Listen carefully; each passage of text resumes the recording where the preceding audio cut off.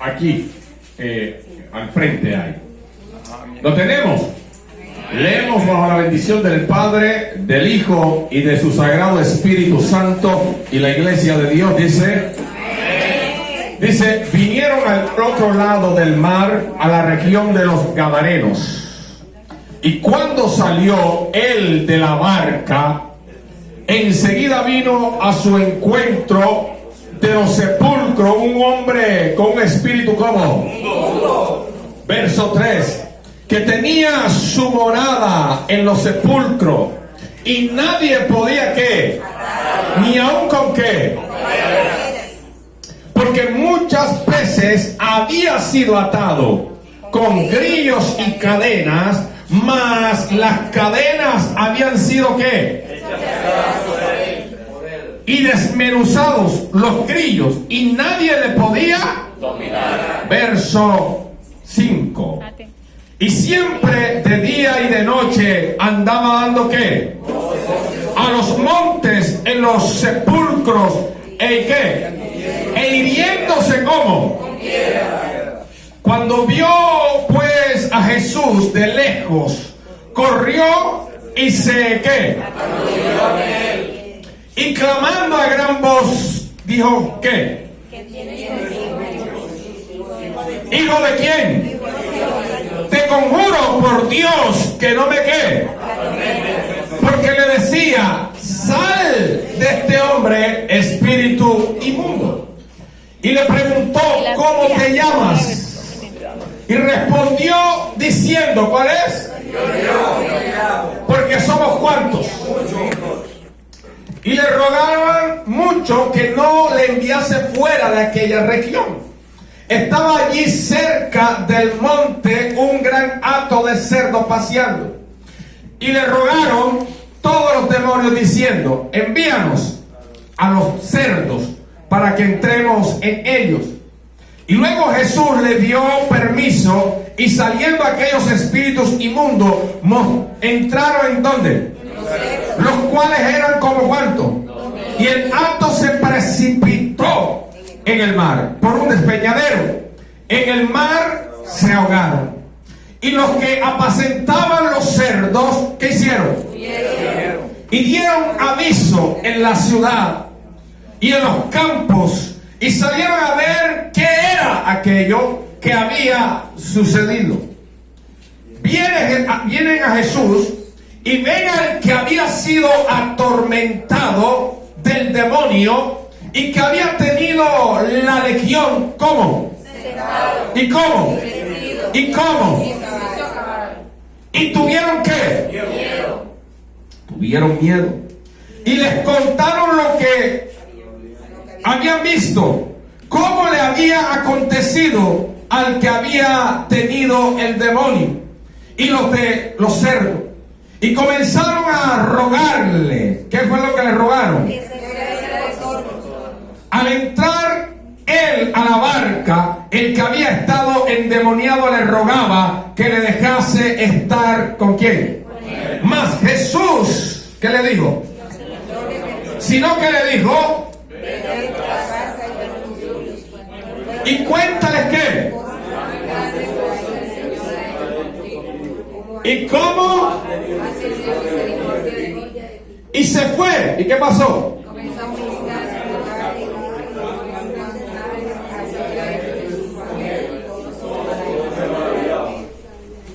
Dios añada bendición a su palabra. Puede tomar asiento en esta mañana. Gloria a Jesús.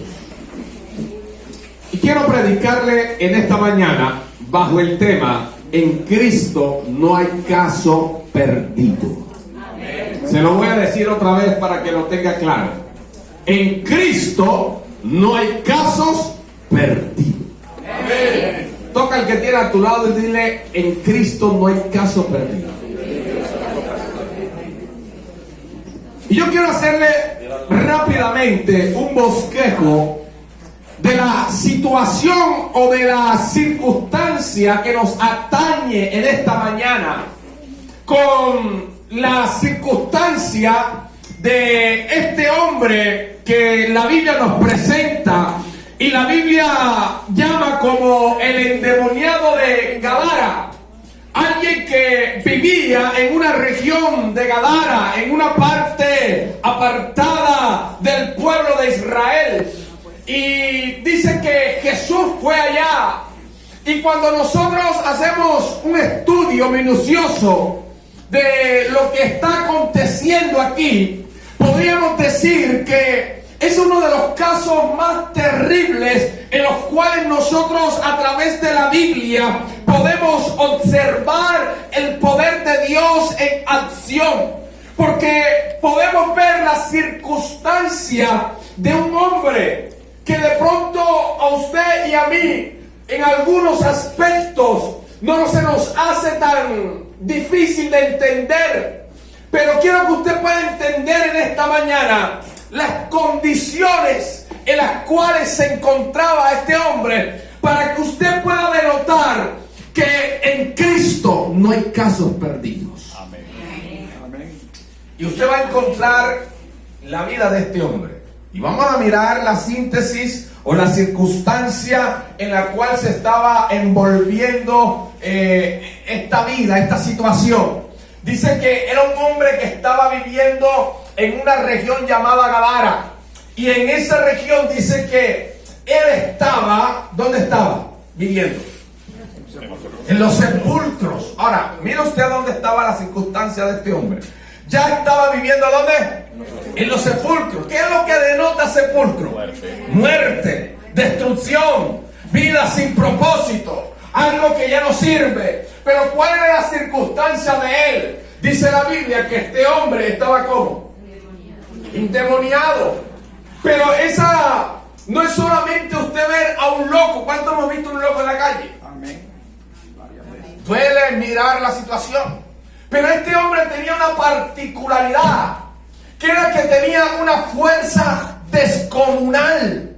Porque dice la Biblia que lo habían tratado de pronto de atar muchas veces, y las ataduras, y habla de grillo, no era pita, no era una cabulla, eran grillos, era algo metálico que le colocaban a este hombre para imposibilitarlo a que él hiciera un daño o se hiciera un daño. Pero dice que cada una de estas cosas, ¿qué pasaba? La reventaba. Nada lo podía atar. Tenía una fuerza descomunal. Pero hay otra circunstancia. Dice que él mismo se hacía daño. ¿Usted conoce personas que a sí mismos se hacen daño? Hay gente que se hace daño. Cuando usted ve al drogadicto, él mismo se está haciendo daño. El alcohólico, él mismo se está haciendo daño. ¿Cuántas veces tú le has dicho, es que mi hijo, mi esposo, es caso perdido? ¿Por qué no invitó a su esposo a la iglesia? Caso perdido. A la iglesia no va. Pastor, yo tengo 20 años, 30 años estar orando por él. Y decimos, es caso perdido. Pero la Biblia me enseña que en Dios no hay ningún caso perdido. Lo que es imposible para el hombre, para Dios es posible. No importa cuál sea el caso que estés viviendo hoy, pero déjame decirte algo, para Dios es posible. Está perdido en el alcohol, Dios es suficiente para sacar. Está perdido en la droga, Dios es suficiente para sacar. Tu matrimonio se está acabando y tú estás diciendo, mi matrimonio es caso perdido. En Dios no hay matrimonio que sea caso perdido. Amén. No importa cuál sea la circunstancia. No sé cómo hayas venido hoy, pero en Dios no hay caso perdido. Y a veces nosotros tratamos y creemos, perdemos la confianza. Yo quiero que usted pueda vislumbrar en esta mañana por qué ese hombre estaba allá, por qué no estaba en la casa,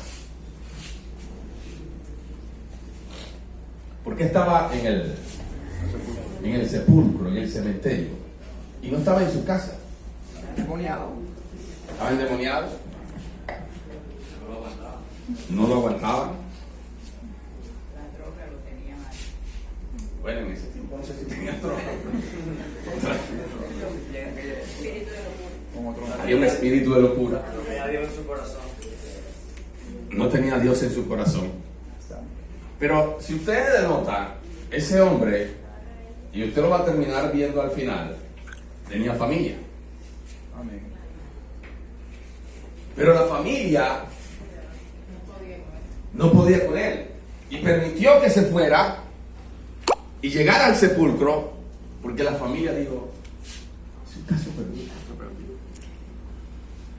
¿Cuántas veces los matrimonios se rompen porque el marido o la esposa dice, es un caso perdido, yo no puedo con esta mujer? Y siempre las mujeres son las que tienen la culpa. Habla Jehová.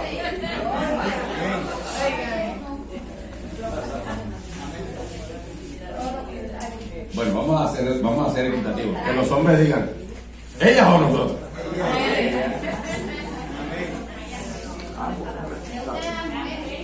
La responsabilidad está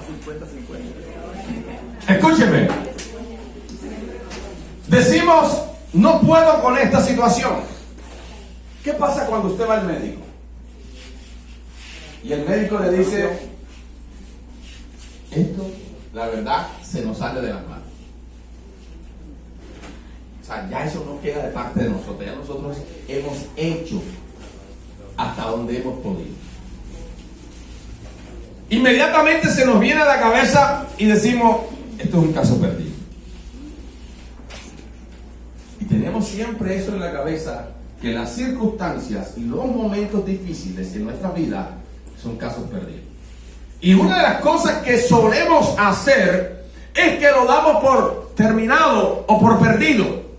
Y este hombre estaba ya en los sepulcros porque su familia pensó que eso era un caso perdido. Puede ser caso perdido para la ciencia, puede ser caso perdido para cualquier otra situación o persona, pero para el Dios de los cielos, el Dios que tú alabas, el Dios que yo alabo, no tiene caso perdido. No ha perdido una sola por una situación. Él es Dios. Lo que es imposible o lo que te parece que no va a poder pasar por tus limitaciones, en Dios no hay caso perdido. Por eso la Biblia dice, cuando se trata de tus limitaciones, que es importante que reconozcamos nuestras limitaciones. Todo lo puedo en Cristo. Yo puedo sacar mi matrimonio adelante en Cristo. Aunque parece que está perdido, aunque parece que no hay que es caso perdido, yo puedo en Cristo sacarlo adelante. Aunque mi hijo está perdido en la droga, en el alcoholismo, en la prostitución, en el homosexualismo, en Cristo no es caso perdido.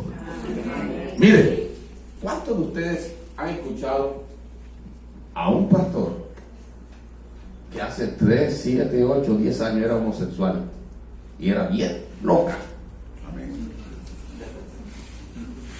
Se vestía, se pintaba y usted se disfrazaba, se paraba en las esquinas, pero hoy es un hombre de Dios que predica la palabra y no solamente viste y se casó y tiene su esposa y tenía represados 4 pelados.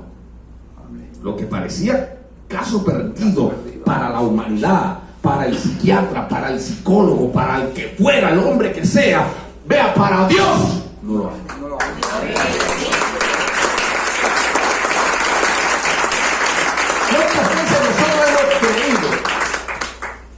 ¿Cuántas veces hemos creído que el negocio se acabó? Las circunstancias se acabaron. Para Dios no hay caso perdido. De pronto, si usted empieza a sumar el mayor matemático, 2 por 2, ¿cuánto es? Y usted dice, la cuenta no me da más. Pero para Dios tu economía, que hoy está en el suelo, mañana Él la puede levantar a crecer. ¿Por qué? Porque para Dios no hay caso perdido. No importa cuál sea la índole iglesia. Para Dios no hay caso perdido. Mire, y yo quiero tomar a este hombre, porque es que este hombre es un caso perdido. Era un caso perdido. Sí, humanamente es un caso perdido. ¿Quién lo toma? Doctora, si a usted le llevan a este tipo, ¿qué hace usted con él? Dentro de lo que a ustedes les enseñan en la academia, ¿qué hace usted con él? Se remite a psiquiatría y de psiquiatría a un centro Y ya. y internado Ahí, con medicación, con medicación para con tener supervisión porque tiene conductas en la patológica, autodestructivas. autodestructiva. Entonces, como se puede hacer daño. Y con un enfermero que estuviera al lado con un garrote que cuando se fuera a levantar. No, eso no es verdad.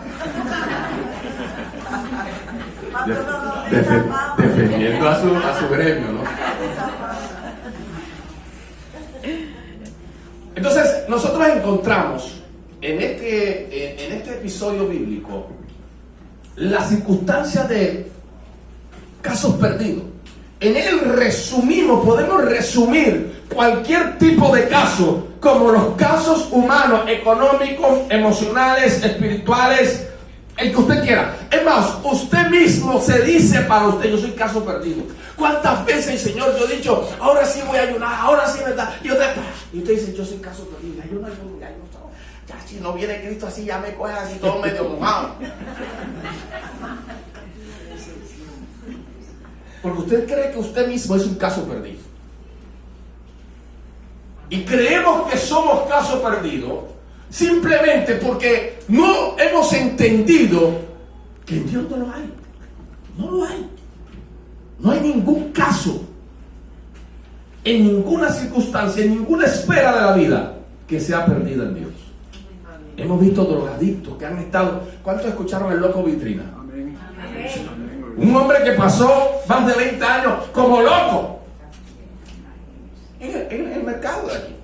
Sí, a la zafaba porque quebraba Las vitrinas, se miraba en las vitrinas y ahí se enloquecía y era como el gato. ¿Sabes? El gato pelea con el espejo.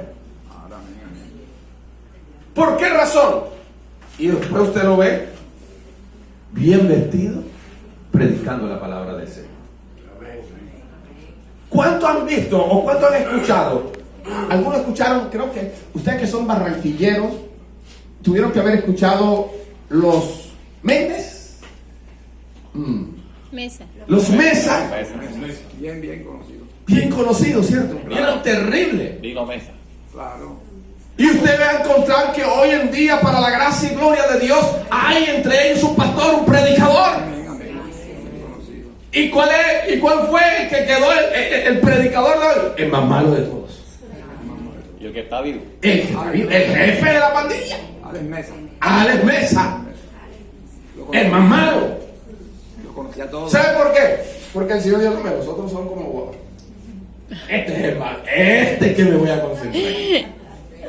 Porque a él le gustan los casos perdidos. Amén. Cuando al abogado bueno, no se vuelve tintirillo, ¿cierto, doctor? El abogado bueno no se vuelve tintirillo de ir aquí a la, que uno le lleva mire, para que me saque aquí esta presa y sancocho. No. El buen abogado dice: yo voy a dejar a lo bueno, a lo grueso. De despliegue. Sí, exactamente. Los casos grandes. Los casos imposibles. Lo que no se puede.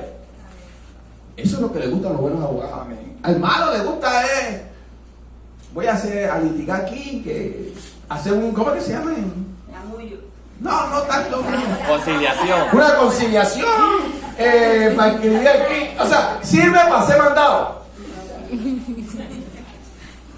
Pero el buen abogado busca los casos Difícil. imposibles, porque esos son los que a él lo van a catapultar. El Dios que tenemos, la Biblia dice que Él es nuestro abogado, y yo le digo que no solamente nuestro abogado, es el más grande abogado, que le gusta lo imposible. Por eso Él permite que llegues hasta donde llegas. La circunstancia te llega hasta donde te llega. ¿Cuál es el propósito? Que tú, ni que yo, ni que nadie se lleve la gloria. Y que toda la gloria sea para Él. Porque es que muchas veces decimos, ay, y somos como conscientes y decimos, esto lo puedo arreglar. Usted dice, esto hago así, de pronto mi primo, mi tío, mi abuelo pasa así, asado, y se me da la cosa. Y Dios no está ahí. Pero cuando usted ve que nada, que el hombre dice no, el médico dice no se puede, el abogado dice esto es imposible. ¿Cuántas personas han estado en la cárcel? Y le han dicho 30 años de cárcel, 60 años de cárcel. Pero se ha convertido a Cristo en la cárcel. Y después de convertido a Cristo, ese caso que era imposible, alguien lo remueve, alguien lo mueve. Y ahí el Espíritu Santo hace lo que tiene que hacer y lo saca para afuera. Pastor, conocí uno en el pabellón de la cárcel del Bosque. ¿Y usted qué hace? Y tiempo después, con la iglesia, hombre. Ah, Bendito el Padre. Y tiempo después, me lo encontré en el Paseo Bolívar predicando. los casos imposibles. Allen Mesa salió de la cárcel también. Esos son los casos imposibles. Ahora yo quiero algo. Ya lo coloqué en contexto. Ahora permítame predicar. Ok, amén. Lo primero que yo quiero enseñar en esta mañana, ¿por qué Dios hace estos casos imposibles? Versículo 3, del 1 al 3, vamos a hacerlo.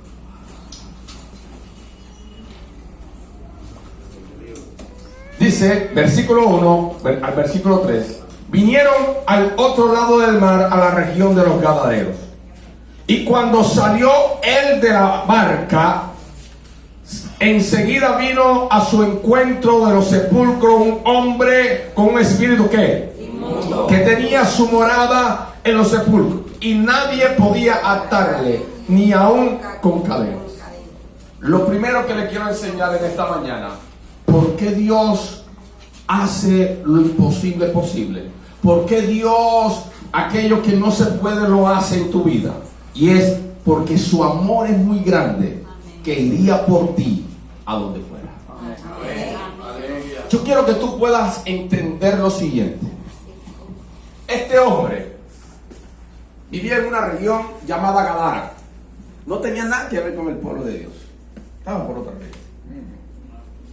Pero este hombre, el Señor, ama tanto, te ama tanto, y amaba tanto a este hombre, que iría a donde fuera y haría lo que tendría que hacer por ti. Amén. Gloria a Dios. ¿Sabe qué hizo el Señor? Antes de llegar allá, atravesó un lago. Y en el atravesar el lago, dice la Biblia que se levantó una tempestad. Es decir,